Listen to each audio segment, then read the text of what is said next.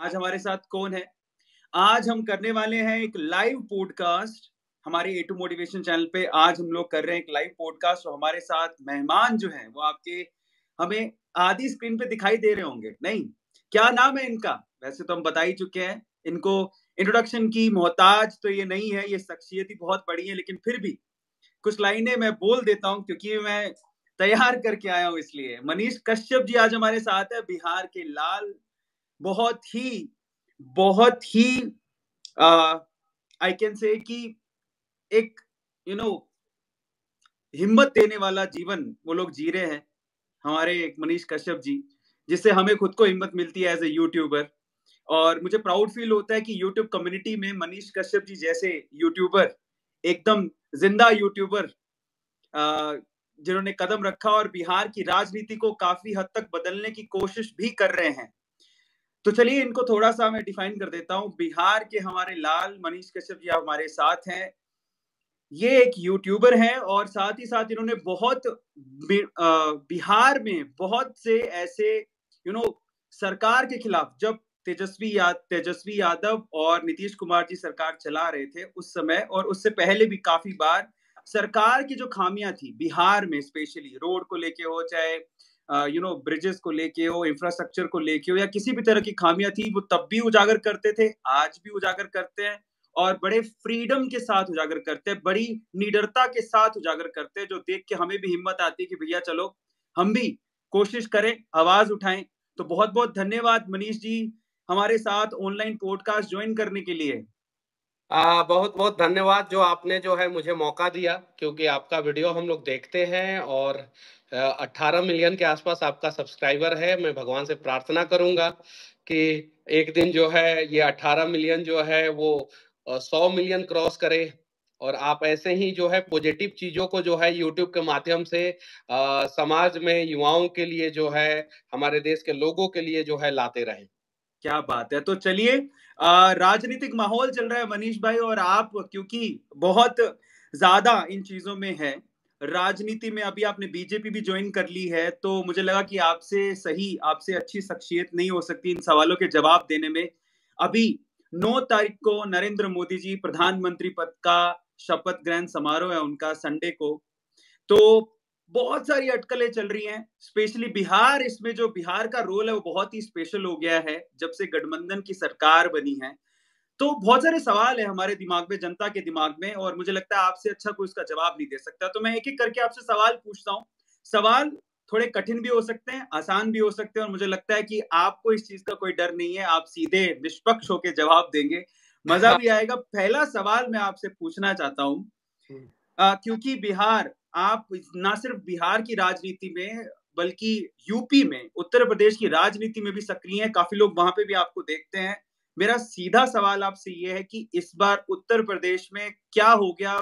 अगर मैं आपसे सीधे सवाल पूछूं कि उत्तर प्रदेश में इतनी कम सीटें क्यों आई, तो आप क्या कहेंगे? देखिए, उत्तर प्रदेश में कम सीटें आने के पीछे सबसे बड़ा रीजन ये है कि भारतीय जनता पार्टी अस्वस्थ थी कि राम मंदिर के वजह से हम उत्तर प्रदेश में 70 प्लस जाने वाले हैं। उनके कार्यकर्ता अस्वस्थ थे, और इस बार जो है आरएसएस, जिस मातृ संगठन से हम लोग आते हैं, वो उस प्रकार से इन्वॉल्वमेंट नहीं दिखा पाया जिस प्रकार से जो है 2014 के चुनाव में, 2019 के चुनाव में दिखाया था। ये सबसे बड़ा कारण, और साथ ही साथ उत्तर प्रदेश, बिहार और राजस्थान में सीटें कम होने के पीछे का सबसे बड़ा रीजन जो है वो कहीं नहीं तो कहीं जो है जो अग्निवीर योजना थी उसको जो है अंडर करंट जो है उस चीज को लोगों ने नहीं समझ पाया, राजनीतिक गलियारे में लोग नहीं समझ पाए, वो युवाओं के दिल में था एक चीजें, और वो जो है बैकफायर किया, और अग्निवीर की वजह से जो है 50 सीटें जो है नुकसान हुआ। आप जो है उत्तर प्रदेश में जो है आप कार्यकर्ता जो है उस प्रकार से एक्टिव नहीं हुए, क्योंकि सब सोच रहे थे कि राम मंदिर तो बन गया और मोदी जी का नारा 400 पार है और 70 प्लस तो हम उत्तर प्रदेश में जीत ही जाएंगे किसी भी हाल में। तो कार्यकर्ता अस्वस्थ हो गए, अपने घरों में रह गए, वो जो है उस प्रकार से एक्टिव नहीं हुए। तो उत्तर प्रदेश में इस कारण से जो है किसी भी हाल में जो है 25 से 30 सीटों का लॉस हो गया। पर मनीष कश्यप भाई, आपको ये नहीं लगता कि यूपी को एटलीस्ट राम मंदिर, इतनी बड़ी 500 साल लग गए उस मंदिर को बनाने में, हिंदुओं की आस्था है, इतना बड़ा एक एक काम करने के बाद बीजेपी एक वोट तो डिजर्व करती थी, एक बार के लिए तो कम से कम डिजर्व करती थी यूपी से। एक एक कहानी जो है पूरी दुनिया को जाननी चाहिए। हाँ। सियालकोट एक जगह है पाकिस्तान में, जहां पे आजादी के बाद जो है लोगों के अंदर जो है लड़ाई हुआ। फिर सोचा गया, वो लोग बोले, हिंदू लोग बोले कि इसे जो है भारत में मिला देना चाहिए, और मुस्लिम लोग बोले कि इसे पाकिस्तान में मिला देना चाहिए। सियालकोट में मुसलमानों की जनसंख्या सिर्फ और सिर्फ 1,35,000 था उस समय, 1947 में, और हिंदुओं की जनसंख्या जो है 2,50,000 था। यानी मुसलमानों के जनसंख्या से हिंदुओं की जनसंख्या 1,15,000 ज्यादा था। तो भारत के प्रधानमंत्री उस समय के वर्तमान नेता जो है जवाहरलाल नेहरू और वहां के जिन्ना, इन लोगों ने निर्णय लिया कि यहाँ पे वोट होगा, और ज्यादा वोट जिस पक्ष में गिरेगा वो पक्ष की बातों को माना जाएगा। अगर हिंदू पक्ष में गिरा तो सियालकोट को जो है भारत में मिला लिया जाएगा, और मुस्लिम पक्ष में गिरा तो सियालकोट को जो है पाकिस्तान में मिला दिया जाएगा। कमाल की बात है, मुसलमानों की जनसंख्या सिर्फ 1,35,000, हिंदुओं की जनसंख्या 2,50,000, 1947 वोट होता है, और मुस्लिम लोगों को के पक्ष में जो है 1,50,000 वोट मिलता है। मुस्लिम लोगों के पक्ष में जनसंख्या 1,35,000, वोट मिलता है 1,50,000, यानी 15,000 हिंदू वोट दिए थे। ठीक है, और हिंदुओं के पक्ष में सिर्फ और सिर्फ 1,25,000 वोट गिरता है, सिर्फ 1,25,000 वोट। यानी कहने का मतलब है कि 1,25,000 हिंदू तो वोट ही नहीं दिए, या वोट दिए तो वो मुसलमानों के पक्ष में वोट दे दिए। जहां पे सियालकोट में हिंदू सो गए थे आजादी के समय में, 2.5 लाख हिंदू थे, 1,35,000 जो है मुसलमान थे। आज वहां पे 650 हिंदू बचे हैं सियालकोट में। ये कहानी जो है इसलिए भी बतानी जरूरी है कि जब मुगल शासक हमारे देश में आए, उस समय कुछ हिंदू सोए हुए थे और अपने घरों में जो है मुगल शासकों को जगह दिए। वो जो हमारे घरों में घुसे, और घर में घुसने के बाद उन्होंने हमारे ही मंदिरों को तोड़ा, हमारे ही ऊपर जो है अनेकों साल राज किया। फिर अंग्रेज जब आए तो हमने अपना घर दिया, अंग्रेजों के साथ मिलके जो है बहुत सारे लोग जो है जयचंद बन गए, और उसके बाद से अंग्रेज ने 200 साल राज किया। ये पूरे दुनिया में रिसर्च का विषय हो गया है, और रिसर्च का विषय इसलिए भी हो गया है कि अयोध्या जैसा जगह, जहां पे साधु महात्मा रहते हैं, जहां पे हिंदुवादी लोग रहते हैं, जहां पे राम मंदिर बना, और पूरे भारत में पिछले 10 साल में, पूरे भारत ही की नहीं, पूरे दुनिया में पिछले 10 साल में अगर सबसे ज्यादा विकास किसी एक शहर में हुआ है, पूरी दुनिया का मैं बात कर रहा हूं, किसी एक शहर का सबसे ज्यादा विकास हुआ है तो वो अयोध्या है। मतलब ये है कि साफ साफ विकास के नाम पे हर बार वोट नहीं पड़ता है, ये अयोध्या ने साबित कर दिया। धर्म के नाम पे हर बार वोट नहीं पड़ता है, ये राम मंदिर ने साबित कर दिया। और सोए ही हुए हिंदुओं के वजह से कभी कभी हिंदुओं पे, करसेवकों पे गोली चलाने वालों की सरकार उस जगह पे बन जाती है जहां पे हिंदू बहुसंख्यक है, ये अयोध्या ने साबित कर दिया। तो अयोध्या ने 3 सबक हम लोगों को सिखाया। गोली चलाने वाली की सरकार बनी, जिन समाजवादी पार्टी के नेताओं ने 1990 में करसेवकों के ऊपर गोली चलाई थी, और करसेवकों का लाश जो है सरयुग नदी में फेंक दिया गया था, और सरयुग नदी का पानी लाल हो गया था। वो लाल टोपी वालों की सरकार जो है अयोध्या में तब आई जब राम मंदिर का निर्माण हुआ, दशरथ मेडिकल कॉलेज का निर्माण हुआ, और महर्षि वाल्मीकि मेडिकल कॉलेज का निर्माण हुआ, तो महर्षि वाल्मीकि एयरपोर्ट का निर्माण हुआ, सड़कें चौड़ी हुई, और पूरे भारत में सबसे ज्यादा पिछले 10 साल में इन्वेस्टमेंट किसी एक पर्टिकुलर शहर में हुआ तो वो अयोध्या है। लेकिन मनीष भाई, प्रॉब्लम तो यही है ना कि अगर हिंदुओं को ये बात बोलते हैं तो सब लोग यही इल्जाम लगाते हैं, जैसे मैं भी बहुत बार वीडियो बनाया उस चीज को लेके, एक ही इल्जाम लगाते हैं कि तुम तो हिंदू मुस्लिम करते हो। नहीं, हिंदू मुस्लिम करने की जरूरत नहीं है, आप एग्जैक्ट चीजों को रख सकते हैं। जैसे बंगाल में आपने देखा कि महिलाओं के साथ क्या हुआ, तो क्या वहां पे आवाज उठाते, वहां पे आखिर जो है, जो ये दिल्ली में जंतर मंतर पे जो महिला खिलाड़ी जो है धरने पे बैठी थी, जितनी भी महिला खिलाड़ी धरने पे बैठी थी, वो बंगाल में क्यों नहीं पहुंची? बंगाल के लिए किसी ने मेडल वापस क्यों नहीं किया? बंगाल के लिए किसी महिला खिलाड़ी ने आवाज क्यों नहीं उठाया? और यहाँ तो महिला खिलाड़ियों ने आरोप लगाया था, और आरोप लगाया था, बाद में पता चला कि आरोप सही है नहीं, बहुत सारी महिला खिलाड़ियों का आरोप सही नहीं था, क्योंकि ये लोग चाहते थे कि विदाउट, मतलब कि जो प्री ये मैच होता है, ओलंपिक के पहले प्री मैच होता है, वो बिना प्री मैच दिए डायरेक्ट ओलंपिक में क्वालिफाई करना चाहते थे, डायरेक्ट नेशनल खेल, इंटरनेशनल खेलना चाहते थे। और बृजभूषण शरण सिंह ने नियम लगा दिया था। बृजभूषण शरण सिंह के ऊपर अनेकों आरोप लगा, लेकिन बृजभूषण शरण सिंह के ये एक फैक्ट चीज भी है कि बृजभूषण शरण सिंह के वजह से जो है ही मुक्केबाजी में, रेसलिंग में जो है मेडल आना शुरू हुआ। ये सच्चाई है। तो बहुत सारी चीजें यहाँ पे भारत में जो है ना, दुनिया का पहला ऐसा देश भारत है ना, जहां पे सबसे ज्यादा आजादी जो है ना, देश विरोधी लोगों को दिया जाता है, जो सांप्रदायिक बातें करता है उनको दिया जाता है। अवैसी के ऊपर आप सवाल नहीं खड़े कर सकते हैं, लेकिन अवैसी को अगर आपने जवाब दे दिया तो आपको जो है ट्विटर पे एक टूल किट है, वो पूरा टूल किट जो है आपके पीछे पड़ जाएगा और आपको एंटी नेशन घोषित करने का प्रयास करेगा, आपको देश का सबसे खतरनाक यूट्यूबर बनाने का प्रयास करेगा। जबकि जर्मनी में एक यूट्यूबर बैठे हुए हैं जो पैसा लेते हैं, मोटा पैसा लेते हैं, और जर्मनी में बैठ के भारत को अपमानित करते हैं और भारत के प्रधानमंत्री को बेशरम कहते हैं। उनके पीछे कोई नहीं। उनके एक एक यूट्यूब वीडियो में मैंने 50-50 गलतियां निकाला है, उनको कोई कुछ नहीं करेगा। लेकिन आपके जैसे लोग जो अच्छी चीजों को दिखाते हैं, सही चीजों को दिखाते हैं, उस पे जो है सवाल करेगा। तो बस अयोध्या से सीखने की जरूरत है, और अयोध्या की सच्चाई जो है सब लोग दिखाए, आखिर जो है अयोध्या में क्यों हारा गया। अब यहाँ पे आपने जो बोला उसमें मेरे दिमाग में दो सवाल है। पहला सवाल तो आपने पश्चिम बंगाल की बात उठाई। पश्चिम बंगाल में मुझे समझ ही नहीं आता है, पिछले 10 या 15 साल से तो मैं ही देख रहा हूँ, वहां पे संदेश खाली नहीं, बहुत ही बुरी हाल है। अगर आप पश्चिम बंगाल में जाओगे तो कोई भी व्यापारी, बिजनेसमैन वहां जाके इन्वेस्ट करना नहीं चाहता, क्योंकि वहां की सरकार जो गवर्नमेंट है बेसिकली वो कम्युनिस्ट टाइप की पॉलिसीज हैं उनकी। तो इतना बुरा हाल होने के बावजूद भी, और हिंदू वहां पे बहुत जगह पे पलायन भी कर रहा है, वहां से रोहिंग्या मुसलमान भी बहुत बहुत ही तेजी से एंट्री मार रहा है पश्चिम बंगाल में, बंगाल से। उसके बावजूद भी वहां पर टीएमसी की सत्ता कायम कैसे है? उसके पीछे रीजन है, वही रीजन सियालकोट वाला एग्जाम्पल। सियालकोट वाला आज भी जो है जम्मू पश्चिम बंगाल में जो है वो 70% 65% हिंदू है आज भी। आज भी वर्तमान समय के जनगणना के अनुसार 65% हिंदू है, और वहां पे 30% से लेके 32% 35% के आसपास जो है मुसलमान है। आज भी जो है हिंदू जो है मुसलमानों से डबल है, लेकिन मुस्लिम लोगों का एक साथ वोट जाता है, वो भाजपा के खिलाफ जाता है, और भाजपा को जो रोकने का प्रयास करता है उसको चला जाता है, और साथ ही साथ कुछ हिंदुओं का भी वोट चला जाता है।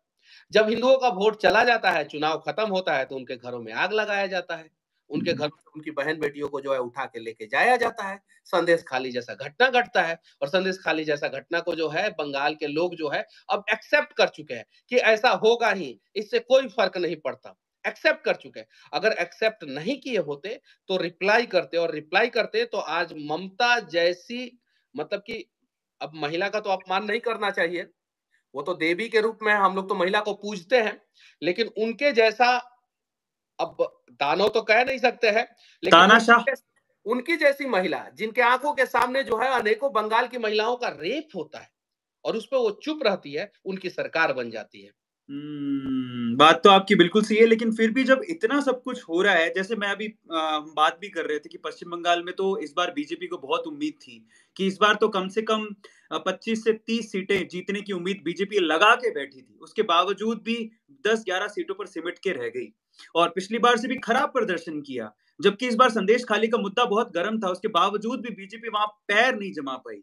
तो आपको क्या लगता है रीजन क्या है? वहां पे एग्जैक्ट रीजन तो जो हिंदू हैं वही 15,000 हिंदू जैसे सियालकोट में जाके वोट दे देती है, मुसलमानों के पक्ष में दे दिए थे, तो उनका जो है 1.5 लाख वोट हो गया था। 1,35,000 जनसंख्या था, 1.5 लाख वोट हो गया था। वैसे ही कुछ हिंदू जो है वहां पे ममता को वोट दे देते हैं। जैसे सियालकोट में कुछ हिंदू सोए हुए थे, वो लोग सोचते थे कि 2.5 लाख हमारी जनसंख्या, हम तो कभी खत्म नहीं होंगे, ये सियालकोट पाकिस्तान में रहे या हिंदुस्तान में, हमें क्या घंटा फर्क पड़ता।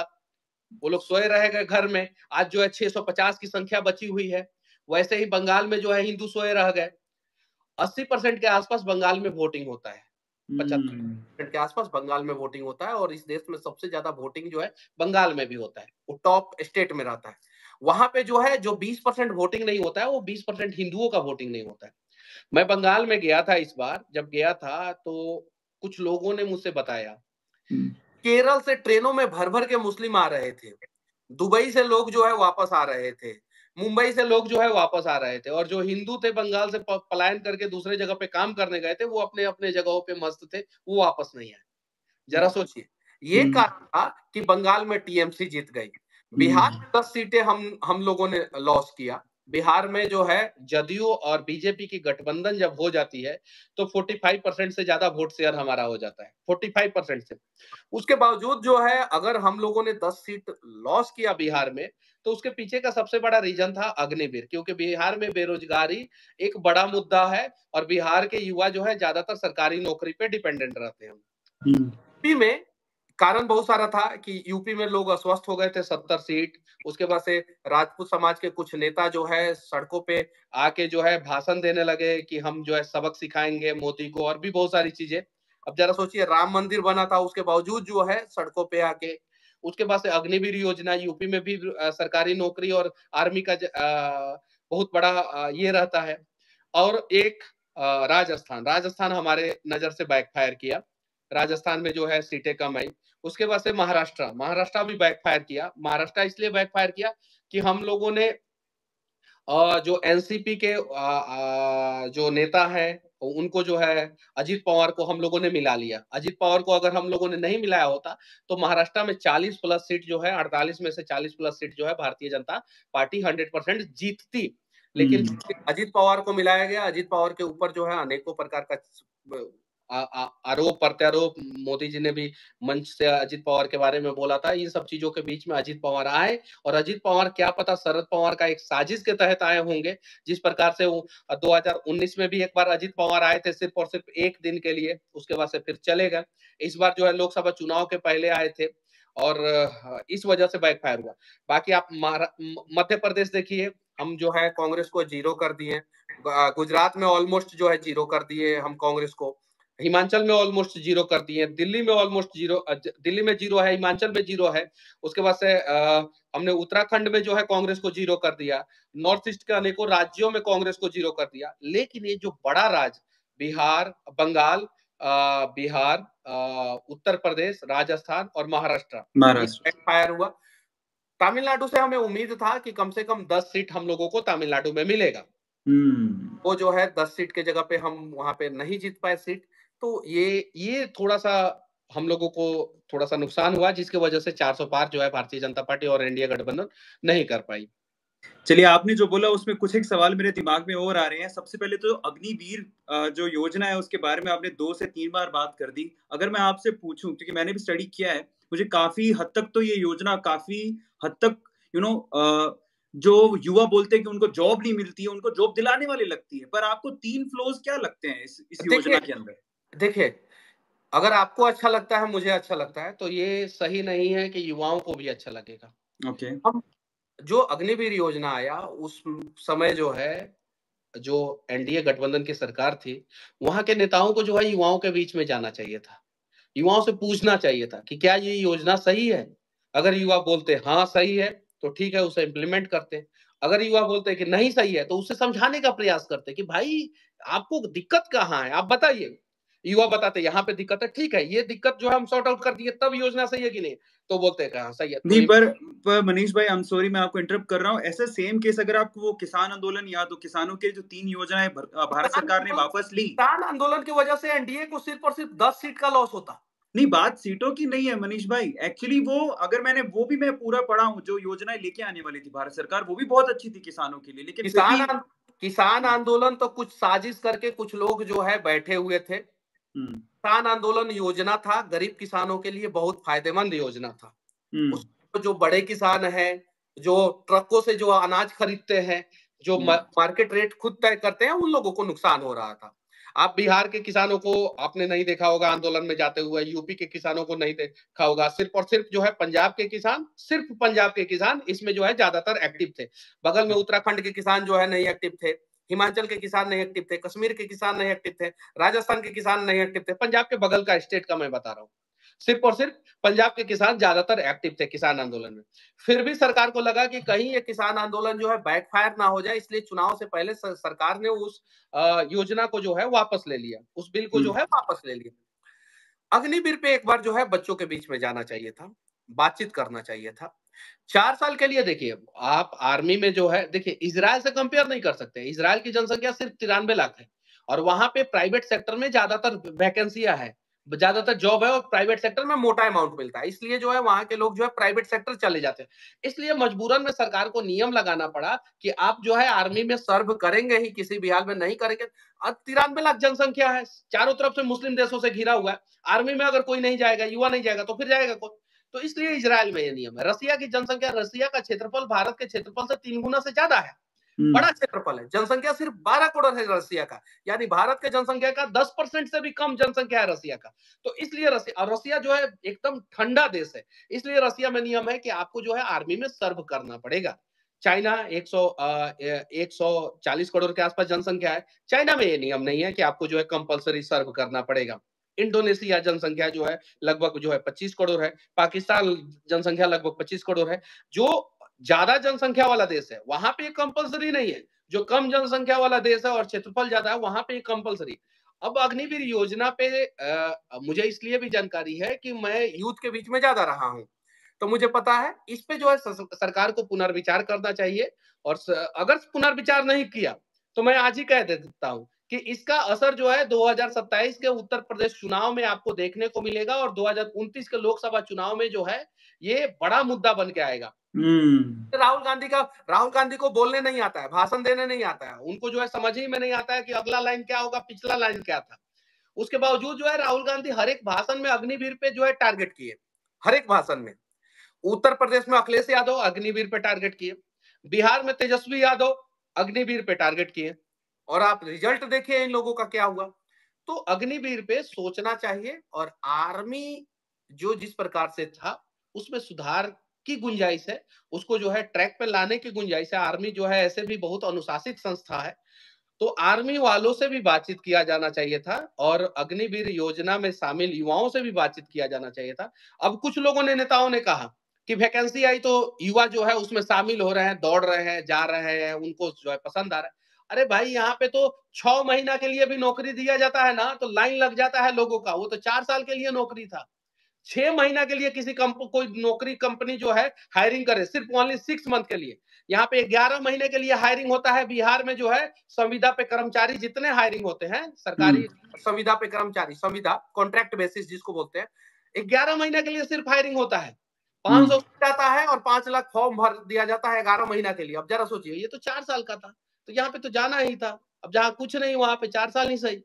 तो इस पे जो है चर्चा होना चाहिए, और ये चर्चा होगा तो मैं दावे के साथ कहता हूं कि 2029 में जो है हम 400 पार चले जाएंगे।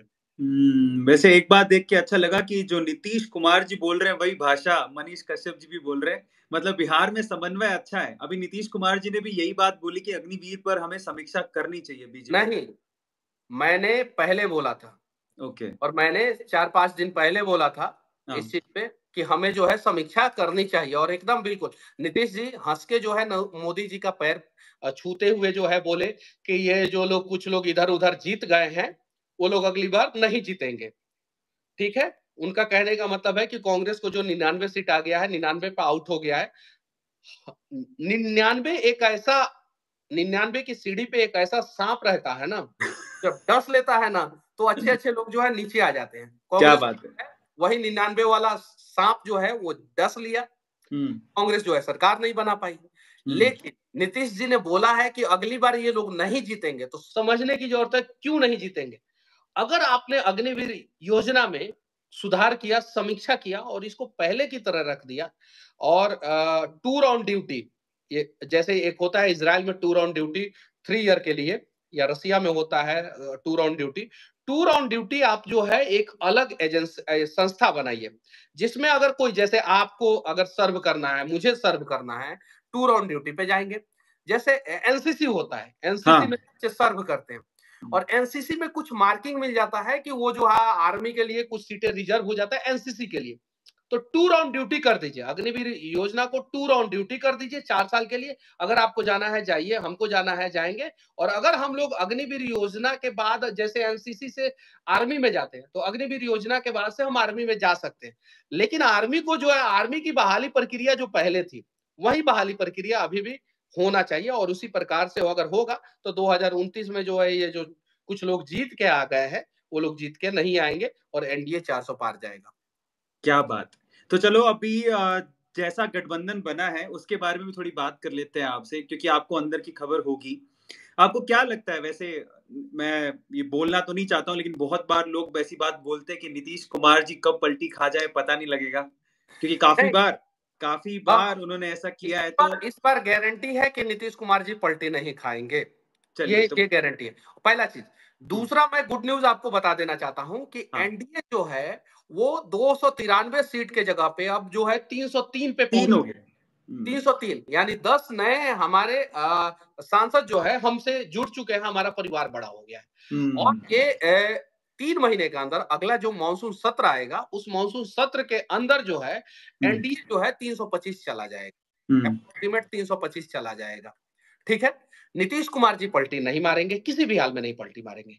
लेकिन इन सब चीजों के बीच में एक कमाल का घटना आपने भी देखा, मैंने भी देखा। हाँ, नाम है एक साउथ का सुपरस्टार जो भारत की राजनीति में ध्रुव तारा की तरह चमकते हुए अपने संघर्ष के दम पे 21 सीट विधानसभा में लड़ता है और 21 में से 21 जीत जाता है। 2 लोकसभा का सीट लड़ता है और दोनों जीत जाता है। पवन कल्याण। ओ, पिछले 10 साल से उन्होंने संघर्ष किया, हम्म, लेकिन वो 21 सीट जीतना उतना महत्वपूर्ण नहीं है, 2 लोकसभा का सीट जीतना उतना महत्वपूर्ण नहीं है जितना पवन कल्याण का संस्कार। जीतते हैं, अपने बड़े भाई चिरंजीवी से मिलने जाते हैं, चप्पल निकालते हैं बाहर और सीधे लेट जाते हैं उनके चरणों में, चिरंजीवी के चरणों में। उसके बाद से अपनी मां से मिलते हैं, संस्कार दिखाते हैं। देखिए, भारत की राजनीति में जो है एक नेता को कितना संस्कारी होना चाहिए, वो पवन कल्याण से कोई भी नेता सीख सकता है। अपने भाई के चरणों में गिरते हैं, अपनी मां के चरणों में गिरते हैं, और उसके बाद से अपनी भाभी के भी चरणों में गिरते हैं पवन कल्याण। और जब चरणों में गिरते हैं तो आप देखिएगा कि वो चप्पल पहले खोलते हैं, साइड करते हैं, और वो वीडियो जो है ना, पूरे देश को जो है ना, मतलब कि आंखों में एक इमोशनल आंसू लाने के लिए मजबूर कर दिया, मतलब कि कमाल का। उन पे भी चर्चा होना चाहिए। और मैं दावे के साथ कहता हूं कि भविष्य के जो वो मतलब कि वर्तमान समय में वो फिल्म जगत में सुपरस्टार हैं, भविष्य में वो पॉलिटिकल जगत में सुपरस्टार बनेंगे। क्या बात है। मतलब आपने सोशल मीडिया को आपने बड़े ध्यान से देखा है, तो उसी पे 2 सवाल मेरे दिमाग में और आए हैं, तो मैं पूछ लेता हूँ। एक सवाल तो ये है कि आपने कह दिया कि नीतीश बाबू पक्का इस एनडीए अलायंस के साथ ही रहेंगे। उसके पीछे के 2 कारण आपने कहा कि बिल्कुल भी नहीं जाएँगे। आपको क्या लगता है 2 कारण क्या है उसके पीछे के? देखिए, उसके पीछे का 2 कारण ये है कि नीतीश कुमार जी आते हैं, नरेंद्र मोदी जी का पैर छू के प्रणाम करने की कोशिश करते हैं। हालांकि नरेंद्र मोदी जी रोक लेते हैं, दोनों का उम्र जो है लगभग सेम है। ठीक है। पहला कारण। दूसरा कारण एक संजय झा जी हैं, जदयू के जो है मतलब कि संगठन में काम करने वाले एक ड्राई ऑनेस्ट नेता हैं बिहार में, और उनको अप्रोक्सीमेट सभी लोग जानता है। और उनको जो है एनडीए के बैठक में देखा गया, हर जगह देखा गया, नीतीश कुमार जी के साथ देखा गया। हुँ। एनडीए में लाने का, नीतीश कुमार जी को दोबारा एनडीए में लाने का सबसे ज्यादा श्रेय उन्हीं को जाता है। ठीक है, तो संजय झा जी है जो नीतीश कुमार जी के मतलब कि बहुत करीबी में से एक है। जैसे ललन सिंह नीतीश कुमार जी के करीबी में से है, विजय चौधरी जो है वो नीतीश कुमार जी के करीबी हैं, अशोक चौधरी हैं, श्रवण कुमार है, उनमें से संजय झा भी है। तो संजय झा एक कारण है जिसके वजह से जो है संजय झा का संबंध जो है नरेंद्र मोदी जी से भी बहुत अच्छा है, और वो नीतीश कुमार जी के पार्टी से है, तो वो एक संजय झा कारण है। दूसरा, नीतीश कुमार जी जो है पैर पकड़ के जो है वो प्रणाम करने की कोशिश करते हैं। और तीसरा, नीतीश कुमार जी ने 2 बार जो है तेजस्वी यादव को मौका दिया। जब भी तेजस्वी यादव की सरकार आती है, बिहार में क्राइम का ग्राफ ऑटोमेटिक बढ़ जाता है। 17 महीना में क्राइम का ग्राफ बढ़ा था, उसके पहले भी जो है क्राइम का ग्राफ बढ़ा था। जब 2015 से 17 के बीच में जो है नीतीश कुमार जी आरजेडी के साथ थे, तो हुँ, जंगल राज आ जाता है। तो हुँ, ये मान लीजिए कि एक बार नीतीश कुमार जी गलती की और राजद को मौका दिए, फिर राजद ने सोचा क्या कि अब नीतीश कुमार जी को फिर से मनाते हैं और कहते हैं कि भाई अब पिछली बार वाली गलती नहीं होगी, जो 2015 से लेकर 17 के बीच में राजद ने गलती किया था, गुंडई जो है बिहार में बढ़ा दिया था, वो हुँ, गलती नहीं होगी। उसके बाद से जो है फिर से नीतीश कुमार जी झांसे में आ जाते, चले जाते। फिर देखते हैं कि 2022 से लेकर 23 के बीच में जो 17 महीना का कार्यकाल रहा, फिर से बिहार में गुंडई बढ़ गया। पार्किंग के लिए 50-50 राउंड गोली, बालू माफिया जो है अलग सड़कों पे गोली चला रहे हैं, कोई भी जो है किसी के ऊपर गोली तान दे रहा है, मार दे रहा है, पुलिस वालों की हत्या हो रही है, वहां पे पत्रकार की हत्या हो रही है, वहां पे ठेकेदार की हत्या हो रही है, वहां पे टीचर की हत्या हो रही है। तो अपने आप में मुख्यमंत्री नीतीश कुमार, तो बदनामी तो नीतीश कुमार के गले आएगी। तो इस वजह से नीतीश कुमार ने सोचा है कि अब जो है नेचुरल अलायंस उनका एनडीए के साथ है। उनकी राजनीति, जब उन्होंने अटल बिहारी वाजपेयी एक मीटिंग कर रहे थे, जब एनडीए का एक मीटिंग हो रहा था 1996 के आसपास, तब जॉर्ज फर्नांडिस ने हाथ पकड़ के नीतीश कुमार को बिहार से लेके गए थे। वहां पे सेकुलर पार्टी में एक नीतीश कुमार की पार्टी थी जो जो उस समय एनडीए में शामिल हुई थी और एनडीए का साथ दे रही थी। अटल बिहारी वाजपेयी उसी कारण से नीतीश कुमार जी को 2005 में हाथ पकड़ के मुख्यमंत्री बनाए, वरना 2005 में जो है भारतीय जनता पार्टी से सुशील मोदी और भी बहुत सारे नेताओं का नाम आगे चल रहा था मुख्यमंत्री के दौड़ में। लेकिन अटल बिहारी वाजपेयी ने 1996 का कर्ज चुकाने के लिए 2005 में नीतीश कुमार जी को मुख्यमंत्री बनाए। नीतीश कुमार जी अच्छे मुख्यमंत्री बने, 2005 से लेके 10 तक अच्छा कार्यकाल रहा, 10 से लेके फिर 12 तक अच्छा काम हुआ, उसके बाद से खिटपिट पॉलिटिकल अनस्टेबल स्टेट हो गया। लेकिन 2024 के बाद से ये 3 कारण जो है, इस 3 कारण की वजह से नीतीश कुमार जी पलटी नहीं मारेंगे और 100% भारतीय जनता पार्टी एनडीए के साथ रहेंगे। दूसरा एक सवाल और चल रहा है कि नीतीश कुमार जी, यहाँ पर 2 अफवाहें फैल रही हैं, वो कितनी सच है वो आपको मुझे बतानी। कि एक तो उन्होंने रेल मंत्रालय मांगा है रहने के लिए, ऐसा ये सच है? उन्होंने कोई मांग रखी है इस तरह के मंत्रालय की? देखिए, हो सकता है मांग रखा होगा। रेल मंत्रालय का संबंध जो है बिहार से जो है बहुत पहले से है। हाँ। बिहार के बहुत सारे मंत्री जो है रेल मंत्रालय संभालते रहे। नीतीश कुमार जी खुद जो है रेल मंत्री थे, अच्छे रेल मंत्री थे। उसके पहले रामविलास पासवान, फिर लालू प्रसाद यादव जो है रेल मंत्री बनते हैं। और सबसे पहले रेलवे में प्राइवेटाइजेशन जो है, प्राइवेटाइजेशन का दौर जो है लालू प्रसाद यादव ही चालू किए थे। 2004 में सबसे पहले रेलवे में जो है लालू प्रसाद यादव रेल मंत्री बने, तो उन्होंने जो है रेलवे में जो सफाई करने वाले हैं, बोगी को साफ करने वाले लोगों को जो है वो प्राइवेट तरीके से हायर किया, एजेंसी के थ्रू उन्होंने हायर किया। सबसे पहले लालू प्रसाद यादव ने ही रेलवे में जो है प्राइवेटाइजेशन चालू किया, तो लालू प्रसाद यादव भी रेल मंत्री बने थे। उसके पहले भी कुछ नेता जो है बिहार से जो थे वो रेल मंत्री बने थे। तो शायद जो है रेल मंत्रालय मांग सकते हैं, क्योंकि वर्तमान समय में और सब स्टेट जो है वो एयर ट्रेवल पे डिपेंड हो गया है, बस ट्रेवल पे डिपेंड हो गया है। बस से जो है एक दूसरे, जैसे महाराष्ट्र के लोग हैं, उन्हें जो है उन वहां के 90% लोग जो है महाराष्ट्र में ही ट्रेवल करते हैं। जैसे नागपुर से मुंबई जाना होता है, मुंबई से पुणे जाना होता है, पुणे से नासिक जाना होता है, नासिक से कोल्हापुर जाना होता है, तो वो जो है बस ट्रेवल करते हैं। और बाहर जाना होता है तो फ्लाइट से ट्रेवल करते हैं। तमिलनाडु की वही स्थिति है, गुजरात की कमोबेश वही स्थिति है, साउथ का जो भी डेवलप स्टेट है वही स्थिति है। बिहार और यूपी की स्थिति ये है कि यहाँ के लोग जो है दूसरे राज्य में पलायन करके जो है नौकरी रोजगार के लिए जाते हैं, ज्यादातर लोग जाते हैं और मजदूरी करने जाते हैं। उनके पास पैसा है नहीं, तो उनके लिए एक संसाधन होता है ट्रेन। तो रेलवे मिनिस्टर अगर कोई बिहार का बनता है और बढ़िया ट्रेन जो है बिहार में दे देता है, तो उसको जो है बिहार में एक अच्छा नेता माना जाता है। दूसरे जगह माना जाए या ना माना जाए, बिहार में एक अच्छा नेता माना जाता है। तो पॉलिटिकली हो सकता है नीतीश कुमार जी ने जो है रेलवे मंत्रालय मांगा होगा, और मैं भी चाहूंगा कि रेलवे मंत्रालय जो है बिहार में रहे, क्योंकि जरूरत है। पर इससे जुड़ा हुआ एक और सवाल है कि अगर रेल मंत्रालय मिल जाता है, और ऐसी भी खबरें चल रही है कि नीतीश कुमार जी बिहार के मुख्यमंत्री पद से इस्तीफा देके सेंटर में चले जाएंगे, ऐसा सुनने में आ रहा है। इसके बारे में मुझे जानकारी नहीं है, और मुझे लगता है कि इस प्रकार का जो है खबर जो है, ये खबर जो है कहीं भी जो है मतलब कि सही नहीं हो सकता है, मुझे जितना लगता है। अब शायद, लेकिन 99% मुझे ये लगता है कि नीतीश कुमार जी अभी बिहार में ही रहेंगे और जहां पे है वहीं पे रहेंगे। यानी ये खबरें पागल बनाने वाली हैं, गलत है कि नीतीश कुमार जी ने इस्तीफा दे दिया है, सही बोल रहा हूँ मैं? नीतीश कुमार जी ने नहीं दिया है, और कुछ चीजें जो है आपको जो है 9 तारीख तक जो है क्लियर हो जाएगा। नीतीश कुमार जी अभी जो है वो बिहार में ही रहेंगे। ठीक है। अभी हम पहले एक आपने पवन कल्याण जी की बात करी, सोशल मीडिया में उनका वीडियो वायरल हो रहा है। वीडियो एक और वायरल हो रहा है, वो है कंगना रनावत का। पर उससे पहले मैं सवाल पूछना चाहता हूं कि किसान आंदोलन की आपने बात करी और आपने खुद ने कहा कि वो एक प्रायोजित किसान आंदोलन था।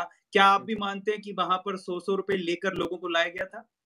देखिए, 100 रुपया लेके नहीं, लेकिन पैसे से लोग आए थे। सभी लोग नहीं आए थे, बहुत सारे लोग आए थे। आपने देखा किसान आंदोलन में शराब बांटते हुए वीडियो वायरल हुआ, पैसे बांटते हुए वीडियो वायरल हुआ, आपने देखा। मैं ये नहीं कह रहा हूं कि सब गलत थे, लेकिन मैं ये कह रहा हूं कि कुछ लोग तो इस हिसाब से आए ही थे। ये चीज है। उसके बाद से जो है मतलब कि पंजाब से जो है बहुत सारे वीडियो वायरल हुआ कि मर जा मोदी, मर जा मोदी, मर जा मोदी। ये कहीं नहीं तो कहीं गलत है। अगर किसान देखिए, कंगना ने कहा 100-100 रुपया में लोग आए थे। चंडीगढ़ में उन्हें जो है एक महिला जो है थप्पड़ मार दी। अब जरा सोचिए कि आज मैं आपका विरोध कर रहा हूं, तो क्या आप कल जो है आपके समर्थक जो है थप्पड़ मार देंगे? नहीं, तो बहुत गलत है। तब तो इस हिसाब से इंदिरा गांधी का हत्या जिसने सिक्योरिटी गार्ड ने किया था, वो भी बदला लेने के लिए किया था, तो उसका भी बदला जायज था। राजीव गांधी का हत्या जिसने किया था, उसका भी बदला जायज था। जो 2013 में सुकमा में नक्सलवादियों ने 1200 नक्सलवादियों ने 28 कांग्रेसी नेताओं को मार दिया, 6 कांग्रेसी नेता लापता हो गए और 10 पुलिस वाले शहीद हो गए, तो उन नक्सलवादियों का भी बदला जायज था। बदला लेने का तरीका यह नहीं होना चाहिए। एक स्वस्थ लोकतंत्र में और एक समृद्ध देश में, लोकतांत्रिक देश में बदला लेने का यह तरीका नहीं है कि आप खुद रक्षा कर्मी हैं, सुरक्षा की जिम्मेवारी आपकी है, आप एयरपोर्ट पे है और आप जो है एक संसद बन के जाती हैं, पहली बार जाती है उस एयरपोर्ट पे, पहली बार आती हैं संसद बनने के बाद, और आपको जो है आप महिला है और महिला को थप्पड़ मार दी। तो गलत लगा के साथ गलत हुआ। और कंगना ने जो बोला था उसमें कहीं नहीं तो कहीं थोड़ी बहुत सच्चाई जरूर थी। और वो सच्चाई अगर आपको लगता है कि वो बात गलत था, तो आप YouTube पे जाइए, सर्च मारिए, वहां पे पैसा बांटते हुए वीडियो वायरल हुआ कि नहीं, शराब बांटते हुए वीडियो वायरल हुआ कि नहीं, मोदी मर जा का वीडियो वायरल हुआ कि नहीं। अगर आपका आंदोलन प्रायोजित नहीं था तो क्यों पैसा बांटा जा रहा था? अगर आपका आंदोलन प्रायोजित नहीं था तो क्यों शराब बांटा जा रहा था? अगर आपका आंदोलन प्रायोजित नहीं था तो मर जा मोदी। आप कौन होते हैं कि देश के प्रधानमंत्री को मारने की बात करने वाले? आपको किसने अधिकार दिया? वो तो मोदी जैसा आदमी है, देश का प्रधानमंत्री है, वरना इंदिरा रहती तो उन्होंने पंजाब के लोगों के साथ क्या किया था वो इतिहास के पन्ने में दर्ज है कि इंदिरा गांधी की हत्या के बाद जो है कांग्रेसियों ने पंजाबियों के साथ किस प्रकार से दुर्व्यवहार किया था, कैसे जो है पंजाबियों को पकड़ पकड़ के कांग्रेसी लोगों ने मारा था, वो सबको पता है। वैसे इसके बाद एक्चुअली 2 चीजें मुझे और भी ज्यादा वियर्ड लगी कि जब उनको उनकी जॉब से निकाल दिया गया, उसके बाद पंजाब का एक बिजनेसमैन है जो ये कहता है कि मैं उस सीआरपीएफ की महिला को 1 लाख रुपए इनाम दूंगा। यहाँ से बॉलीवुड में विशाल ददलानी बोलते कि मैं उनको जॉब दूंगा। ये तो और बढ़ावा नहीं दे रहे इस चीज को। देखिए, विशाल ददलानी जैसे लोग, इन लोगों के ऊपर कार्रवाई होना चाहिए। पंजाब का एक मेरा पंजाब की कैसा एक पेज है, फेसबुक पेज, वहां पे बोला जाता है कि पंजाब में 5 जगहों पे उपचुनाव होने वाला है। इस बहन को ढूंढा जाए और इसको लड़ाया जाए और इसको विधायक बनाया जाए। कितना गलत ट्रेंड सेट हो रहा है। कल को जो है कोई भी आदमी, तब तो ठीक है, भारतीय जनता पार्टी के कार्यकर्ता कल को राहुल गांधी को पकड़ के धो देंगे, 2-4 लाख मार देंगे और उसके बाद से चुनाव लड़ा के जिता दिया जाएगा उनको। फिर जो है राइट विंग के लोग जो है उसको जो है जॉब दे देंगे, नौकरी दे देंगे। कल को विशाल ददलानी आएंगे, उनको पकड़ के धर के जो है रोड पे धर के जो है कूट दिया जाएगा, छाती का बाती उनका तोड़ दिया जाएगा। कल को तो यही होता है ना। गलत मनीष, जब कन्हैया कुमार को थप्पड़ मारा गया था, मैं मनोज तिवारी का चुनाव प्रचार कर रहा था और चुनाव प्रचार किया हूं, सबको पता है। जब कन्हैया कुमार को थप्पड़ मारा गया तो पहला और इकलौता राइट विंग का जो है ना और भारतीय जनता पार्टी का कार्यकर्ता मनीष कश्यप ने उसका विरोध किया था कि नहीं, कन्हैया कुमार को थप्पड़ मारने वाले लोग गलत हैं और इससे गलत राजनीति सेट होगा कि कोई भी नेता को आप थप्पड़ नहीं मार सकते, नहीं मार सकते। उसे चुनाव लड़ने का अधिकार दीजिए, जनता तय करेगा। यहाँ पे तो जम्मू कश्मीर में आतंकवादी जो है चुनाव जीत गया। अब जरा सोचिए ना, जो अमृतपाल है जिसके ऊपर पंजाब का है, पंजाब में खालिस्तानी है, जो दुबई में ट्रक ड्राइवर था और वहां से आता है जो है और पंजाब में जो है पुलिस को घेर लेता है और पंजाबी पुलिस को ही मारता है। जब पुलिस चौकी को घेरा था तो वो पुलिस चौकी वाले पंजाबी ही पुलिस थे, उन्हीं को मारता है, उन्हीं के साथ गलत करता है। उसके बाद से उसके रैली में कुछ लोगों की हत्याएं हो जाती है। उसके बाद से जो है उसको पकड़ा जाता है तो उसके घर से जो है AK-47 का जखीरा निकलता है, उसको डिब्रूगढ़ जेल में भेजा जाता है। वो जो है जेल के अंदर से चुनाव लड़ता है और पंजाब में चुनाव जीत जाता है। जरा सोचिए कि ये किस प्रकार का ट्रेंड सेट हो रहा है। तो इसका तो विरोध होना चाहिए और इसका बहिष्कार होना चाहिए। आप सही को सही कहिए, गलत को गलत कहिए। मैंने अग्निवीर योजना पे कहा ना कि समीक्षा की जानी चाहिए। करेक्ट। एक और चीज आपने देखा होगा, राइट विंग के जो राष्ट्रवादी लोग होते हैं ना, वो गलत को एक्सेप्ट करते हैं कि यहाँ पे गलत हो गया है। करेक्ट। लेकिन जो लेफ्ट विंग के जो है ना लोग होते हैं, और कुछ एंटी नेशन लोग होते हैं ना, उनको आप सही भी चीजें समझाइएगा ना, तो आपके यूट्यूब चैनल पे आके जो है गाली गलौज करेंगे, क्योंकि वो अपने माँ के कोख से यही सीख के आए हैं, यही सीख के आए हैं, उनके बाबूजी ने यही सिखाया, उनके परिवार ने यही सिखाया है कि नहीं, आपको जो है देश को सपोर्ट नहीं करना है, देश के लोगों को सपोर्ट नहीं करना, आपको सही बातों को सपोर्ट नहीं करना, आपको अपना मकसद याद रखना है। और उन लोगों का मकसद एक ही है कि किसी भी हाल में जो है भारत को पाकिस्तान बना दो, और हम लोगों का मकसद एक ही है कि किसी भी हाल में जो है भारत को अमेरिका से ज्यादा मजबूत और सशक्त राष्ट्र बना दो। यही फर्क है उनमें और हम में, लेकिन जीत तो हमेशा सत्य की होती है, और जीत हमेशा हम लोगों की होगी। जब आप सही और गलत की बात कर रहे थे, मैं आपसे आपकी सारी बातों से एग्री करता हूँ। मैं भी राइट विंग से ही हूँ, मैं मानता हूँ इन सब चीज़ों को। लेकिन यहाँ पर 2 मुद्दे और हैं बेसिकली। काफ़ी बार हम लोग जब वीडियो बनाते हैं तो कमेंट सेक्शन में लिखा हुआ आता है कि आप हर मुद्दे पे बात करते हो राइट विंग के लिए, लेकिन कभी मणिपुर और लद्दाख के लिए बात नहीं करते। इन 2 मुद्दों पे आप क्या कहोगे? देखिए, मणिपुर के मुद्दों पे राइट विंग के अनेकों पत्रकारों ने, राइट विंग के अनेकों लोगों ने बोला, आपने भी बोला होगा, हमने भी बोला। देखिए, मणिपुर में जो हुआ वो गलत हुआ, लेकिन उसके तह में जब जाइएगा तो पता चलेगा। मणिपुर एक पहाड़ी स्टेट है, वहां पे अफीम की खेती और गांजा की खेती धड़ाल्ले से होती है, और वो अफीम की और गांजा की खेती जो है ना, वो वहां पे कुकी और मिठाई का जो लफड़ा हुआ, उसमें से एक कम्युनिटी के ज्यादातर लोग जो है वो करवाते हैं। उसके बाद से म्यांमार से जो है, हम नाम नहीं रखेंगे किसी एक कम्युनिटी का, उसके बाद से म्यांमार से बहुत सारे घुसपैठी आके जो है वहां पे जो है अफीम और गांजा की खेती कराते हैं। पूरे भारत में 2 नंबर हथियार सबसे आसान तरीके से जो है वो म्यांमार के बॉर्डर से जो है मणिपुर के बॉर्डर से भारत में इन करता है। 2 नंबर हथियार जो चाइना का प्रोपोगेंडा है कि नक्सलवादियों को सपोर्ट किया जाए और एंटी नेशन एलिमेंट को सपोर्ट किया जाए, वो मणिपुर से आता है।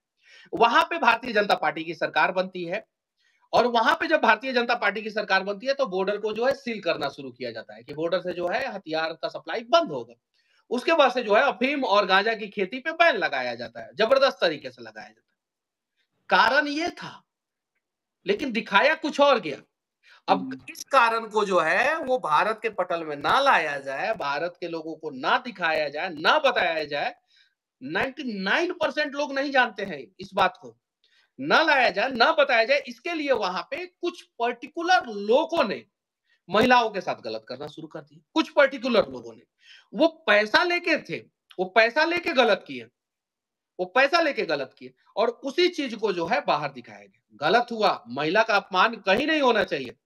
जब आपको दिखता है कि मणिपुर में महिला का अपमान होता है और वहां पे मनीष कश्यप और आपके जैसे लोग जो है खुल के बोलते हैं, केरल में महिलाओं के साथ अपमान होता है, काहे नहीं बोलते हैं? तो 90 के दशक में जो है जम्मू कश्मीर में महिलाओं को जो है चिरान मशीन में बीच से काट दिया गया, उसके ऊपर क्यों नहीं बोलते हैं? अगर आप इसके ऊपर नहीं बोलेंगे ना, तो यकीन मानिए कि न्याय जो है वो पूरा नहीं मिलेगा।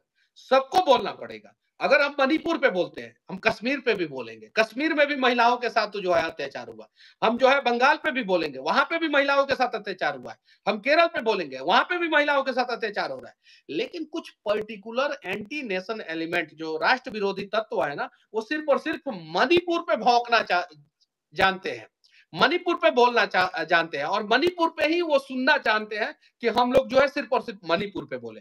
और जब हम बंगाल पे बोलते हैं तो वो हमें बोलते हैं कि गोदी मीडिया है, गोदी आदमी है, बिक गया है, जबकि वो खुद बिक गए हैं।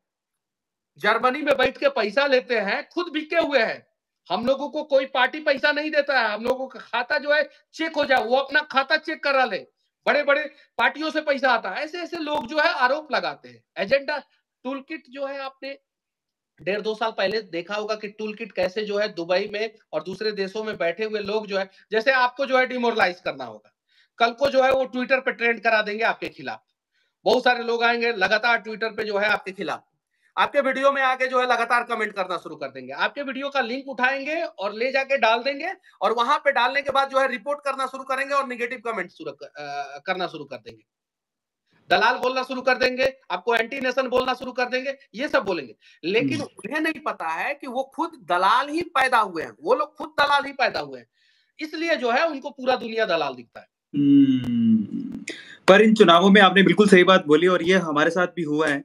पर इन चुनाव में आप ये बात तो मानते हो कि लेफ्ट लॉबी जो लेफ्ट विंग है बेसिकली वो सोशल मीडिया पे उसने अपनी पावर दिखाई कहीं ना कहीं।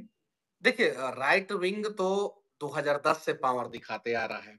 2010, 2014 में दिखाया, 2010 से शुरू किया तो 14 में मोदी जी हैं, फिर 14 से दिखाया तो 19 में मोदी जी हैं। अब राइट विंग के लोग जो है सोशल मीडिया पे पावर दिखा दिखा के जो है अब जो है ज्यादातर लोग जो है वो कहीं ना कहीं सेट हो गए हैं, जॉब करते हैं, अपना धंधा करते हैं।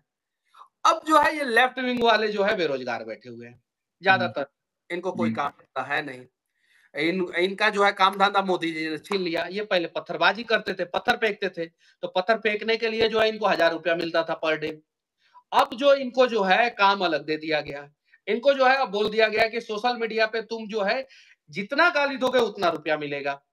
अब जो है वो अपना अपना स्क्रीनशॉट लेते हैं पर डे का। बहुत सारे लोग जम्मू कश्मीर में बैठे हुए हैं, बहुत सारे लोग अलग अलग राज्यों में बैठे हुए हैं, उनको जो है पर गाली 1 रुपया मिलता है। अगर उन्होंने आपको 1 गाली दिया तो 1 रुपया मिला, तो उनका टारगेट होता है कि एक दिन में 1000 गाली दे देना है। 1000 गाली दे दिया तो 1000 रुपया मिल गया। यानी पत्थरबाजी के लिए जो पैसा मिलता था, पत्थरबाजी के जगह पे जो है उनको जो है गाली देने के लिए पैसा मिलता। पहले यूपी में दंगा करने के लिए जो पैसा मिलता था, दंगा चलो जो आग लगाना है, दंगा करना है, 1000 रुपया देंगे तो दंगा करने के लिए जाते थे। अब जो है योगी जी लठ बजाना शुरू किए पिछवाड़े पे, जो है जेसीबी चलाना शुरू किए घर पे। तो अब जो है वहां पे पैसा नहीं मिलता है, तो सोशल मीडिया पे इन लोगों को काम मिल गया है। एंटी नेशन लेफ्ट विंग के लोगों को काम मिल गया, लेफ्ट विंग के बहुत सारे लोगों ने इन लोगों को काम दे दिया। अब ये लोग क्या करते हैं कि ये लोग आते हैं सोशल मीडिया पे, गाली देते हैं, उसका स्क्रीनशॉट लेते हैं, उस पोस्ट का लिंक लेते हैं और जाके ग्रुप में भेजते हैं, टेलीग्राम के ग्रुप में भेजते हैं, और वहां से जो है उनको काउंटिंग होता है। 97 गाली आज तुम दिए हो, सिर्फ 97 ही को रुपया मिलेगा। 99 गाली दिए हो, 99 ही रुपया मिलेगा। 500 गाली दिए हो तो 500 रुपया मिलेगा। ये सच्चाई है। इसमें मैं चीज एक ऐड कर देता हूं और उसमें आप बताइएगा मुझे कि ये लोग ऐसा भी कर रहे हैं कि हिंदू हिंदू से ही नफरत करे, इसलिए वो हिंदू नाम रख के गालियां देते हैं। हाँ, ये बहुत मैं तो धन्यवाद देना चाहता हूं कि आपका 18 मिलियन सब्सक्राइबर होने के बावजूद जो है आप इस प्रकार से जो है चीजों को खुल के कह रहे हैं। वरना सब्सक्राइबर होने के बाद जो है लोग जो है अपना धारणा बदल लेते हैं और चीजों को जो है खुल के बोलना बंद कर देते हैं। और वैसे ही लोगों के वजह से जो है मुगल हमारे देश में आ गए, क्योंकि उनके पूर्वज जो है चुप हो गए थे। वैसे ही लोगों के वजह से जो है अंग्रेज हमारे देश में आ गए, लेकिन हम चुप नहीं बैठेंगे। ये नहीं लोग एक्चुअली मनीष भाई, एक्चुअली हमने, आदमी को सॉरी मैं इंटरप्ट कर रहा हूँ, हाँ हमने ऐसा केस पकड़ा भी था और उसके बाद गुड़गांव साइबर क्राइम में हमने इसकी कंप्लेन भी करी है। हाँ, अब बहुत सारे लोग जो हैं वो आपको जो है अकाउंट बना लेंगे, ब्राह्मण के नाम से, बनिया के नाम से, हरिजन के नाम से, राजपूत के नाम से, और राजपूत के नाम से बना के राजपूत को गाली देंगे या दूसरे कम्युनिटी को गाली दे देंगे। हरिजन को गाली देंगे, हरिजन का एक आईडी बना के जो है वो ब्राह्मण को गाली दे देंगे, ब्राह्मण का आईडी बना के जो है यादव को गाली दे देंगे, यादव का आईडी बना के जो है वो किसी और कास्ट को गाली दे देंगे। और इस प्रकार से जो है कुछ पर्टिकुलर धर्म के लोग ही कर रहे हैं। और बहुत जल्द ये जो 5 साल है ना, ये 5 साल के अंदर अंदर उन सारे लोगों को जो है, उन सारे विशेष समुदाय के लोगों का शरीर का विशेष अंग को पूरी तरीके से लाल किया जाएगा, और उस अंग को लाल करके जो है ना लाल घर में डाल दिया जाएगा। लाल घर मतलब जेल होता है। तो बहुत सारी चीजें जो है अब सामने आने वाली है, और बहुत सारी चीजों पे सरकार जो है वो काम कर रही है, और वो सारी सच्चाई जो है धीरे धीरे आपको देखने को मिलेगा। क्या बात है, एकदम खुल के बात बोलते हो। अब हम आखिरी पड़ाव पर हैं और आखिरी पड़ाव में हम आपके बारे में बात करेंगे। और बात ये है कि जैसे 3 नाम बड़े मेरे दिल में रहते हैं हमेशा और मैं काफी देख रहा हूँ उनको, उनमें एक नाम आपका है।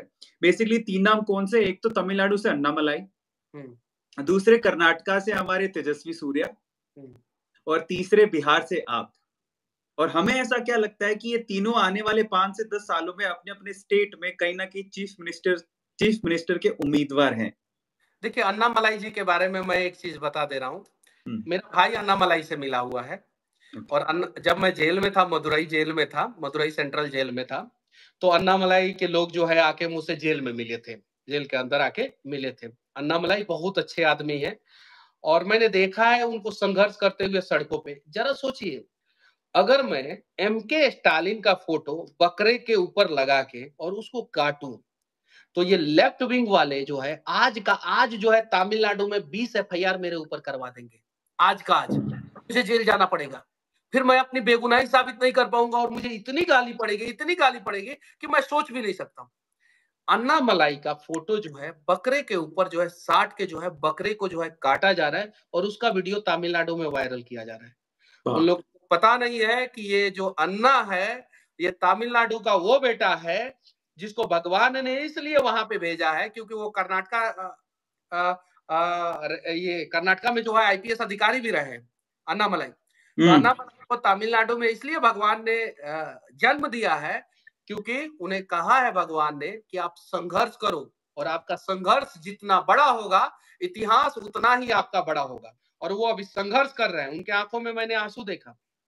उन्हें जीतना चाहिए था और 100% जीतना चाहिए था। जिस प्रकार से उन्होंने संघर्ष किया, अन्नामलाई ने जब पैदल यात्रा, जो मैं मदुरई जेल में जब था तो मैं रोज पेपर देता था तो उनके पैदल यात्रा के बारे में आता था। तो जिस दिन उनका पैदल यात्रा जो है मदुरई में आया था, उस दिन भी उनके कुछ लोग जो है मेरे से मिलने आए थे। वो तो नहीं आ सकते थे लेकिन उनके कुछ लोग मिलने आए थे। रामेश्वरम में जब उनका पैदल यात्रा था तो मेरा भाई जो है उनसे मिलने गया था, और कोयम्बटूर में भी मेरा भाई मिलने गया था। तो मेरे भाई के साथ उन्होंने वीडियो भी किया था कि मैं मनीष कश्यप के साथ हूँ। जरा सोचिए, मनीष कश्यप जिसके ऊपर आरोप लगा था, इतना बड़ा आरोप जो है तेजस्वी यादव ने लगवाया था, एनएसए लगवा दिया था, फिर भी अन्नामलाई एक आईपीएस अधिकारी अपने आंखों से देख लिया था कि मनीष कश्यप जो है निर्दोष है और उन्होंने साफ साफ बोला था कि मैं मनीष कश्यप के साथ हूँ। तो मैं तो अन्नामलाई के साथ हूँ और मैं भगवान से प्रार्थना करूंगा कि जल्द से जल्द जो है वो तमिलनाडु के शीर्ष सिंहासन पे जो है वो विराजमान हो और देश का नाम रोशन करे। तेजस्वी सूर्या यंग है, यंग डायनेमिक है, और तेजस्वी सूर्या जो है देखिए अपने काबिलियत के दम पे वो पोस्टर चिपकाते थे दीवारों पे। एबीवीपी में थे पहले, यूथ संगठन जो है भारतीय जनता पार्टी का है, ये स्टूडेंट संगठन उसमें थे, उसके बाद से भारतीय जनता युवा मोर्चा में आए तो पोस्टर चिपकाते थे। मौका मिला, उन्होंने अपनी काबिलियत का लोहा जो है मनवा दिया। मैं तो चाहूंगा कि कुछ यूट्यूबर भी भारत की राजनीति में आए, इसलिए भी आना जरूरी है। देखिए ये हंसने की बात नहीं, ये समझने की बात है। आप 18 मिलियन सब्सक्राइबर रखे हैं, यानी 18 मिलियन लोग जो है आपको लाइक करते हैं, पसंद करते हैं, आप चीजों को रखते हैं। आप अच्छे ढंग से जब YouTube पे चीजों को रख के जो है 18 मिलियन सब्सक्राइबर गेन कर सकते हैं, तो आप भारत की राजनीति में भी जो है चमक सकते हैं। अगर आप YouTube पे चीजों को पॉजिटिव तरीके से रख रहे हैं तो अब कुछ लोग जर्मनी में बैठ के जो है YouTube पे जो है भारत के प्रधानमंत्री को बेशरम कहेंगे, और वो लोग भारत की राजनीति में आके जो है अगर जीत जाते हैं तो ये दुर्भाग्य होगा। आपके जैसे लोगों को भी जो है इंडियन पॉलिटिक्स में जो है हाथ आजमाना चाहिए। क्यों आजमाना चाहिए? क्योंकि जो है राजनीति के थ्रू जो है हम लोग जो है देश का भला कर सकते हैं। If politics decide everything in our country, if politics decide development in our country, if politics decide each and everything in our country, then why we not decide our politics? Young को आना चाहिए, और कहीं नहीं तो कहीं young लोग जो है ना राजनीति से दूर भाग रहे हैं। मैं तो यही कहूंगा कि जो संघर्ष करके, आपके पिताजी का क्या नाम है कोई नहीं जानता, आपका नाम पूरा भारत जानता है। का है कि आप किसी मुख्यमंत्री के बेटा नहीं रहे, आपके पिताजी सांसद विधायक नहीं रहे, आपके पिताजी मंत्री नेता नहीं रहे। आपने जो मुकाम हासिल किया है और जो आपका YouTube चैनल 18 मिलियन सब्सक्राइबर वाला YouTube चैनल है, उसके अलावा भी और सारा YouTube चैनल है, आपका फेसबुक पेज है, वो आपके दम पे है। जब आप अपने दम पे इतना बड़ा साम्राज्य खड़ा कर सकते हैं तो मैं दावे के साथ कहता हूं कि आपके जैसे लोग जो है अपने दम पे जो है भारत की राजनीति में जो है चमक भी सकते हैं और अच्छा भी परफॉर्मेंस कर सकते हैं। तो तेजस्वी सूर्या जैसे लोगों से सीखने की जरूरत है, और सिर्फ मनीष कश्यप को नहीं, आपके जैसे लोगों को भी भारत की राजनीति में आने की जरूरत है। और मैं उम्मीद करूंगा कि अगली बार कर्नाटका में जब चुनाव हो तो आप लोग बढ़ चढ़ के भाग लीजिए। वहां पे जहां जरूरत पड़ेगा मनीष कश्यप आप लोगों के साथ खड़ा रहेगा। क्या बात है। लेकिन यहाँ पर मनीष भाई एक छोटी सी समस्या है। अभी इस बार मैंने सोचा था डेफिनेटली कि यार कुछ करते हैं राजनीति में जाके, लेकिन इस बार जो हुआ उससे मेरे दिल को बड़ी ठेस पहुंची। कि मैं एक सिंपल एग्जांपल देता हूं जिससे आपको समझ में आएगा, और आपने भी दोहराया था उस एग्जांपल को, बट मैं फिर से देता हूं। वो एग्जांपल ये है कि कहाँ एक खालिस्तानी अमृतपाल सिंह जो जेल में, उसको जितवा रहे हैं लोग, लेकिन एक आईपीएस अफसर जो लड़ रहा है, जो जमीनी है, जो लोगों को इतना प्यार करता है, बदलना चाहता है, और वो हार जाता है। अब ऐसी सिचुएशन को देख के तो मेरा दिल एकदम निराश हो गया। एक बात मैं बताऊं आपको, अटल बिहारी वाजपेयी चुनाव हारे हैं, हाँ, लाल कृष्ण आडवाणी चुनाव हारे हैं, नीतीश कुमार चुनाव हारे हैं, मुलायम सिंह यादव चुनाव हारे हैं, लालू प्रसाद यादव चुनाव हारे हैं। बड़े बड़े नेता चुनाव हारते हैं और वो जीतते भी हैं, और जिस दिन जीतते हैं उस दिन इतिहास बनाते हैं। ठीक है, उसमें कुछ नेता जो है बड़े होने के बाद बदल जाते हैं और भ्रष्टाचार में संलिप्त हो जाते हैं, जैसे लालू प्रसाद यादव। लेकिन संघर्ष तो उन्होंने किया था, और संघर्ष के दम पे जो है वो उन्होंने अपने दम पे जो है जो भी वहां तक मुकाम, नीतीश कुमार जी मुकाम। लेकिन आपने कभी सुना है कि ये जो अवैसी है हैदराबाद का, ये बहुत बड़ा नेता बन गया? सुना है? नहीं, नहीं बन सकता है अवैसी भारत का बड़ा नेता। अमृतपाल कभी भी भारत का बड़ा नेता नहीं बन सकता है। जो जम्मू कश्मीर से आतंकवादी जीता है वो भारत का कभी भी बड़ा नेता नहीं बन सकता है। लेकिन अरविंद अरोड़ा भारत का नेता, बड़ा नेता बन सकता है। बात तो आप बिल्कुल सही कह रहे हैं, एकदम दिमाग बदल दिया आपने मेरा। अब मैं आपके ऊपर आता हूँ, आपने मेरी बात करी लेकिन मैं आपकी बात कर रहा था। आखिरी सवाल जो है आपके ऊपर है। आपने अन्नामलाई की बात करी, आपने तेजस्वी सूर्या की बात करी, लेकिन अपनी बात नहीं करी। आपकी महत्वाकांक्षा क्या है? देखिए, मैं राजनीति में आना चाहता हूँ एकदम। मैं शुरू से ही कह रहा हूँ, मेरे साथ गलत हुआ, राजनेताओं ने जो है मेरे साथ गलत किया। मैं बिहार में देखता हूँ चीजों को, और मुझे लगता है कि जो है मैं यहाँ पे रह के जो है मैं चीजों को बदल सकता हूँ। मैं घुमा फिरा के बातें नहीं करता हूँ कि नहीं मैं समाज सेवा करना चाहता हूँ सिर्फ। अरे समाज सेवा के लिए पावर चाहिए भाई। समाज सेवा कर रहा था बिहार में, पावर नहीं था, जेल में डाल दिया इन लोगों ने। बाद में कोर्ट ने बोला कि आप निर्दोष हो, 9 महीना मैं जेल का सजा काट लिया। काटा कि नहीं काटा? काट लिया। तो मैं राजनीति में आना चाहता हूँ, राजनीति के थ्रू जो है मैं लोगों का मदद करना चाहता हूँ, क्योंकि मुझे पता है कि पॉलिटिक्स में आप रहेंगे तो बहुत सारी चीजें जो है आपके साथ जो है नहीं हो पाएगा। आपको बेवजह जो है जेल में नहीं कोई डाल सकता है। आप जो है अच्छे चीजों को जो है भारत के सबसे बड़े पटल पे जो है, बिहार के सबसे बड़े पटल पे जो है वो रख सकते हैं। जैसे बिहार का सबसे बड़ा मंच जो है वो विधानसभा है, वहां पे आप चीजों को रख सकते हैं। भारत का सबसे बड़ा जगह जो है जहां पे आप देश के लिए बातों को रख सकते हैं, वो बातों को रखने का सबसे बड़ा जगह जो है वो सदन है, संसद है। वो चाहे राज्यसभा का हो या लोकसभा का हो, वहां पे आप चीजों को रख सकते हैं। और जब वहां पे आप चीजों को रखेंगे तो जम्मू कश्मीर से लेके केरल तक जो है लोग सुनेंगे, गुजरात से लेके जो है मणिपुर तक लोग आपकी बातों को सुनेंगे। जब मैं बिहार में बिहार के विधानसभा में या विधान परिषद में जब मैं चीजों को रखूंगा तो पश्चिमी चंपारण से लेके पूर्णिया तक लोग बातों को सुनेंगे, और नवादा से लेके जो है बक्सर तक लोग बातों को सुनेंगे। तो इसलिए मैं चाहता हूं कि राजनीति में आऊं और राजनीति के थ्रू जो है मैं कुछ अच्छा करूं। नहीं, पर मेरा सवाल आपने फिर से जवाब नहीं दिया। जवाब मैं ये पूछना चाहता हूँ कि ठीक है, अब मैं मान गया हूँ कि आप विधानसभा में जाके आवाज उठाना चाहते हो, लेकिन कौन सी गद्दी पे बैठ के? देखिए, अब तो समय निर्धारित करेगा। मैं तो लोकसभा चुनाव लड़ रहा था और मैं नहीं लड़ा वहां पे, और जब मैं नहीं लड़ा तो वहां से भारतीय जनता पार्टी के प्रत्याशी जीते। अगर तो मैं ऐसा, इसके पीछे ये कारण तो नहीं है कि बीजेपी ने बोला कि अभी मत लड़ो, विधानसभा में लड़वाएंगे और सीधे चीफ मिनिस्टर बनाएंगे? नहीं, देखिए अभी भारतीय जनता पार्टी ने ऐसा कुछ नहीं बोला है। चीजों को जो है ऑन रिकॉर्डिंग मैं नहीं बोल सकता हूँ, लेकिन बस इतना ही है कि हम लोगों को जो है करना है, कुछ ना कुछ करना है। और हम लोग जो है ज्यादा दिन तक शांत नहीं बैठ सकते हैं। सच्चाई ये है, डिप्रेशन के शिकार हो जाएंगे, लोगों के बीच नहीं जाएंगे, डिप्रेशन के शिकार हो जाएंगे, डिप्रेस हो जाएंगे। तो इसलिए जो है हम लोगों को लोगों के बीच में रहना अच्छा लगता है, लोगों के लिए आवाज उठाना अच्छा लगता है। तरीका चाहे जो भी हो, लेकिन लोगों के लिए आवाज उठाता रहूंगा। जैसे आपने देखा होगा कि अभी पर्यावरण के लिए मैंने एक वीडियो बनाया जहां पे जो है पेड़ों को काटा जा रहा था। जब मैंने वीडियो बनाया तो कुछ वो वीडियो जो है मिलियन में जो है फेसबुक पे लोगों ने देखा, यूट्यूब पे भी जो है वो वीडियो वायरल हुआ। पेड़ को, हरा पेड़ को काट रहे थे। बिहार में हमारी सरकार है, देश में हमारी सरकार है, और जो है मैंने जो है वीडियो बनाया। और कमाल की बात ये है कि वो पेड़ पता है कौन सा कंपनी कटवा रहा था? वही कंपनी जो भागलपुर में पुल गिराया था, जिसको मैंने बोला था कि ये कंपनी जो है पुल गिराता है, एक साल बाद जो है पुल गिर जाएगा, एक साल के अंदर पुल गिर जाएगा, और एक साल के अंदर पुल गिर गया। वही कंपनी जो है पुल बनाने के लिए जो है वहां पे पेड़ कटवा रहा था। मैंने वीडियो बनाया वहां पे, कुछ लोगों ने कमेंट किया सरकार आपकी है। अरे भाई तो है, हमको दिखा, मैंने वीडियो बनाया। कुछ लोगों ने कमेंट किया कि आपने कितना पेड़ लगाया। अरे मैंने एक पीपल का पेड़ लगाया, हम नूरसराय ब्लॉक में जाके जो है वहां पे देख सकते हैं, वो पीपल का पेड़ 5 साल पहले लगाया हूं, अब बड़ा हो चुका है। मैंने जो है हजारों पेड़ लगाया, मैंने खुद हजारों पेड़ लगाए। तो देखिए, जो आदमी हजारों पेड़ लगाया है, वो पेड़ जब कट रहा है, देखिए कमाल की बात ये, पेड़ कट रहा है, लोगों को दिख रहा है गलत हो रहा है, और मैं कह रहा हूं कि पेड़ मत काटो, तो भी कमेंट कर रहे हैं कि अरे यार तुम कितना पेड़ लगाओ। अरे मूर्ख, पहले ये तो सोचो कि मैं बोल क्या रहा हूं। मैं तो ये बोल रहा हूं कि पेड़ मत काटो, और जब मैं बोल रहा हूं पेड़ मत काटो, तो ये सही बोल रहा हूं कि गलत बोल रहा हूं, ये सोचो। लेकिन आदमी को उससे मतलब नहीं है कि मनीष का सब सही बोल रहा है कि गलत बोल रहा है, मोदी जी सही कर रहे हैं कि गलत कर रहे हैं। उसको पैसा मिल रहा है गाली देने के लिए, निगेटिव कमेंट करने के लिए, पर कमेंट 1 रुपया मिल रहा है, इसलिए जो है वो आके जो है वो कमेंट करेगा, स्क्रीनशॉट लेगा और भेजेगा टेलीग्राम ग्रुप में, और अगले दिन जो है उसको फोन पे पैसा आएगा।